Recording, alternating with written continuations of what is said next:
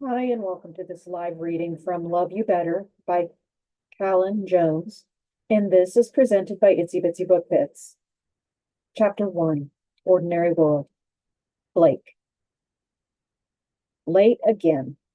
A perfect score of tardiness 3 weeks running. I hated it, had relentlessly lectured my employees on the virtues of timeliness in order to cure them of the rude habit. However, my boss voice wouldn't come out this morning. After releasing a cleansing breath, I approached my daughter's bathroom with caution. Thankfully, her charter school had been understanding. She stood in front of the mirror, frowning, bottom lip quivering. I leaned against the doorframe. Need some help, honey? Her shoulders started shaking, and just like that, my nearly grown preteen morphed back into her toddler self in my eyes. Back then, a kiss cured her pains. Nothing I could do took away this heartache. Oh, Daddy. Olivia burst into tears. Damn it. Today's catalyst didn't matter. My girl was grieving, going through something no daughter should, especially a 12-year-old. Her mother had died suddenly 3 weeks past.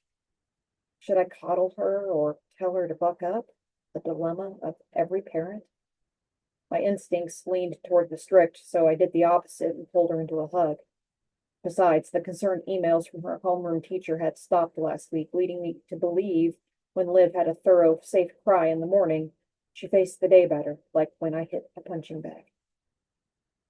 When Liv's sobs quieted to hitching breaths, I tipped her chin up, catching her gaze. I made a mental note to grab a frozen washcloth from the freezer for her puppy eyes before we piled into my SUV. She hated looking like she'd been crying when she was around her classmates. Want to talk about it?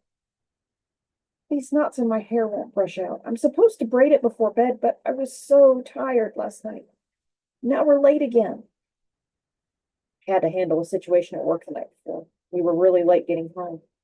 I needed to shut that shit down. Olivia was too young to stay home alone, and she lived with me full time now. She even fell asleep for a couple of hours in my office before I could leave. I tried to lift her without waking her like when she was little, but those days were gone too. As the tears reformed, I bent forward and kissed the top of her head.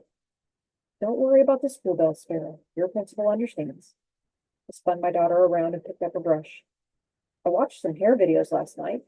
One of them mentioned tangles. Let me have at 'em. I gathered her long dark hair that was a lot like mine, and like the smiling woman from my childhood dreams, brushing her hair from the ends up to Olivia's nape. I had learned the word nape the night before after researching the right way to do this. This wasn't our first snarling hair crisis, which was why I now knew about Girl Dad YouTube channels. With a glass of bourbon in hand, they turned out to be surprisingly calming after a hectic day, too. Olivia relaxed her tight shoulders. You're not pulling on my scalp. Good job. Thank you. Another kiss to the top of her head gave me a tiny smile in the mirror. Then I parted her hair into 3 sections and continued slowly. Meredith said silk pillowcase stuff. After school, she's going to show us how to make braids that won't fall out. Do you like that? Told Meredith about my hair problems? Her embarrassment reflected in the mirror. I lifted my shoulder and tried to act nonchalant as I finished brushing. Inside, I was totally terrified I was a complete fuck-up with my new parenting endeavor. The idea of letting Olivia down, not to mention her late mother, Gianna, was intolerable. I asked for both of us, right? Now that my hair's down past my shoulders, it tangles like a bitch, too. Oops. Sorry, Sparrow. She giggled, finally. It's fine, Daddy. I won't yell at you like Mama did. She tapped her lower lip. Might start a swear jar, though. You'd give me a pony. A pony? Chuckle rolled through me, easing my tension. In a condo. In downtown Raleigh. Do you plan to keep it on the patio? Olivia rolled her eyes at me in the mirror, looking exactly like her mother. Don't be silly. It'll board at a stable. Sophia's taking lessons in an amazing place in Oakville. She said the instructors are so nice. I picked up a hairband and said, This your way of telling me you want riding lessons now? Liv's full smile graced her delicate features as she waggled her brows for an answer. Let's talk about it after school. Christ, as a restaurateur, my schedule struggled to meld with the middle schoolers. How would I get away to take her to lessons right before the dinner rush? At least my restaurant, the garage, was in our neighborhood and close to Olivia's school. She could walk over and do her homework in the extra office across from mine. My chef and partner Felix was a bonus uncle and cooked whatever she wanted for dinner, too. With the tangle sufficiently tamed, I brushed her hair from top to bottom and gathered it into a ponytail. At least I could do that. It was my standard style lately, too, only with a manly rubber band. How's that for now? Will it hold until Meredith? Liv sighed like the weight of the world clung to her tiny shoulders. She pulled her hair through the scrunchie one more time until it made something resembling a bun with the ends sticking out. She made another frown. What if we just cut her hair? It might make our transition easier. Give in? Are you kidding right now? When I'd grown out my hair, it had been part of my self-discovery, and it worked. I finally felt genuine and no longer like I was pretending to fit in. Letting the gray hairs come in helped too.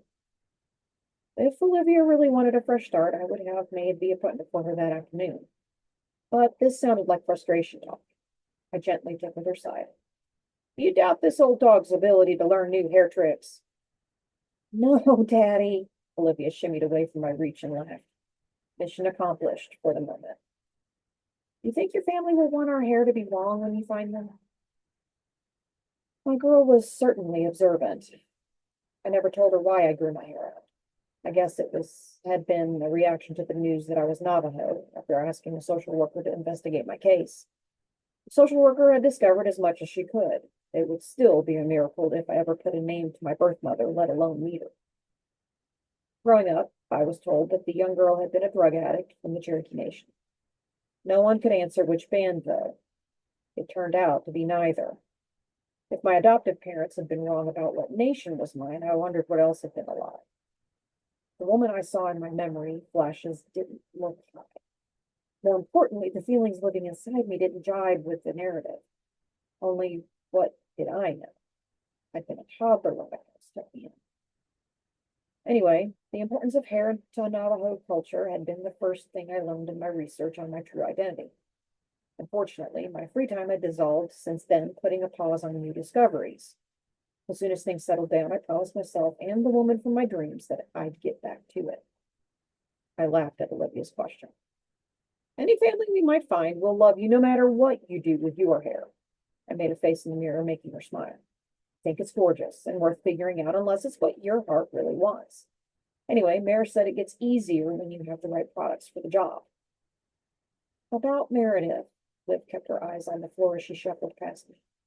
Sophia asked me to go to her house after school. Sorry, I forgot to tell you. But it's my day off. I cringed at the near whine in my voice. After the lesson, I planned to take Liv to a movie. At least she was in front of me and couldn't see my disappointment. Liv patted down the steps without looking back. Yeah, sorry, it's Soph's only afternoon off too. You know how it is for us kids. We're scheduled down to the minute. Did I ever? Without Gianna as the point person in Olivia's schedule, I didn't know how I was supposed to keep up with her activities. Once in the kitchen, Olivia stuffed her lunch into the backpack. Snapped my fingers. Oh, we're out of almond butter. Hope you don't mind cheese and crackers. Olivia's face twisted as she bit her lip like she was trying not to cry. Grief showed up at the most inconvenient times. I pulled her in for a hug, set my cheek on top of her head. I'm sorry, Sparrow. I didn't have time to hit the store yesterday. I used the brie you like, but the thick spread in a little container too. Is that all right? She nodded her head against my chest. I know. Mama never forgot this stuff. I'm sorry. Olivia sniffed as she nodded again. It's okay. My heart yearned to take away her pain. I stepped back and bent to meet her eyes. No one will ever replace your mom. I know that better than anyone. There's nothing fair about what happened. I know I could have been a better parent partner too. I brushed away her tears with my thumbs. She was so good at being your mom, and I didn't want to look like a buffoon in front of you two, so I let Gia do too much. Promise to be better. She gave me a sweet smile, the one that always melted my heart, and hugged me around the waist. I know, Daddy. I don't know why Cheese made me cry. It's like one more surprise and I'll break, you know? Then again, I knew too well and silently promised to make it up to her. We're not broken, though. We'll find our new normal. She mumbled something that sounded like, I hate that phrase. My heart squeezed some more. I had to try another way to lift her spirits. We finally moved down to the second set of stairs toward the garage. Ready to crush the day? One good thing, Olivia said with a nod. It had been our mantra since our world imploded, finding one good thing in our current fog of crap daisy for the win. After buckling up in my SUV, a text buzzed my phone as we waited for the garage door to rise. It was from my assistant manager. Jay, morning boss, this is Jay's wife, Alicia. Bad news. He was in an accident. We're at the ED now. Texted Alicia back, asking her to keep me posted and promised to swing by the hospital as soon as I dropped off Olivia. Good thing she had plans with her friend. There would be no day off then. Just hoped Jay was all right. I'm not putting a damn scrunchie in my hair. I'm not a girl. Don't you dare use that hair puller. Meredith slapped my hand as I reached for the plain rubber band that she'd been holding my ponytail. She just demonstrated how to make a regular braid, having me mimic her motions. She held up the rubber band I used and made a face at all the strands wrapped around it. Then she took hold of my ends and wrapped them in her tie. It was stupid to argue over hair, but it had been a rough day. She gritted through her teeth as she worked. It's a black silk-covered band, you grump ass. Nothing burly. Helps prevent hair pulling is all. She pointed to the snarling note on my desk. I thought you'd want to hold on to as much hair as you can, given your age. Not that I was going bald, but she had a point. So shit's hurting again. She gave my new braid a little tut. There, a nice, manly black one, just like your heart. No one will notice, and your scalp will thank me. She held up a mirror behind me so I could check it out. Mine wasn't as tight as Mare's, but it wasn't bad either. I liked it. I see you trying not to smile at yourself. Admit it. You feel better. She patted my shoulder. Sometimes it's the little things. I remembered the mantra that Olivia and I had. One good thing. I rubbed between my eyes while nodding. Meredith fell into the Chesterfield across from my desk. She had witnessed most of my shitty days. We were both worried about Jay, my manager. He would have to spend the night in the hospital, then stay home for at least a month to recover. Everyone at the garage was grateful he'd survived the accident. You're welcome, boss, she quipped as she wrapped her long blonde braid around her finger and pinned it into a bun at her neck with hairpins she kept in her apron pocket. I rolled my eyes at her insinuation of my lack of gratitude. What can I say? Can't wait for the day to end. Let me take the floor tonight, she said. According to reservations, the dinner crowd looks light. I can divide up my area between the other servers and take Jay's load. She pointed her thumb over her shoulders at the boxes stacked up against the window wall that overlooked the dining area. Working on that monstrosity won't be a picnic, but at least we can leave you alone. I smirked at my head server. Looking for a promotion? She popped her brows mischievously. Perhaps. Couldn't ask for a more loyal employee or friend. A single mother raising 3 daughters, I appreciated Meredith's drive and competence more than ever. Exhaling a long breath to release the day's tension, I steeled myself for the different pain those boxes held. A proof of my stupidity. Thank you for everything. Extra time helps. Mare stood and moved toward my office door. As she reached for the handle, I added, we'll talk about a promotion as soon as the financial mess resolves. A bright smile lit her face. Thanks, boss. I stretched my arms, trying to find some way to relax as another issue from this morning popped into my head. Olivia asked about getting a pony and riding license. I don't know how the hell I'm supposed to slip them into my pampered schedule, so yeah, looks like you might need to step up soon. Meredith tipped her head back and laughed, her dangling earrings bouncing against her neck. Glad my girls are out of the pony phase, although I always played the single mother working for tips card when they asked for shit like that. Don't worry, it's probably a phase for Liv, too. I scratched my chin. Hope you're right. She stepped into the balcony overlooking the garage. Buzz of the kitchen and staff preparing for dinner floated up through the open doorway. Then she stuck her head back in.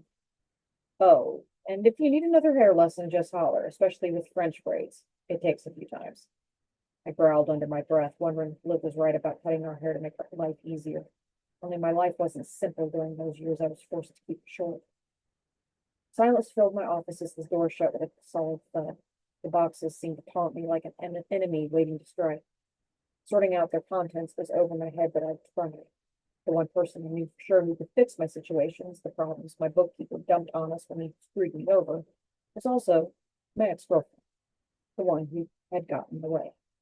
She was also the best accountant I'd ever known, except we had blurred the line between professional and personal. Then it bit me in the ass when she cut ties.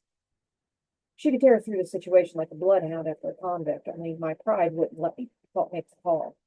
Like Brady did the loving and leaving, not the other way around. No, I'd figured my money problems out another way. I cranked up Pearl Jam and dug into the top box, making notes and highlighting for 2 solid hours, until an alarm rang on the screen monitoring the restaurant. Disturbance on the patio. My intercom buzzed, and Meredith's voice cut off the music. Sorry, boss. We need you downstairs.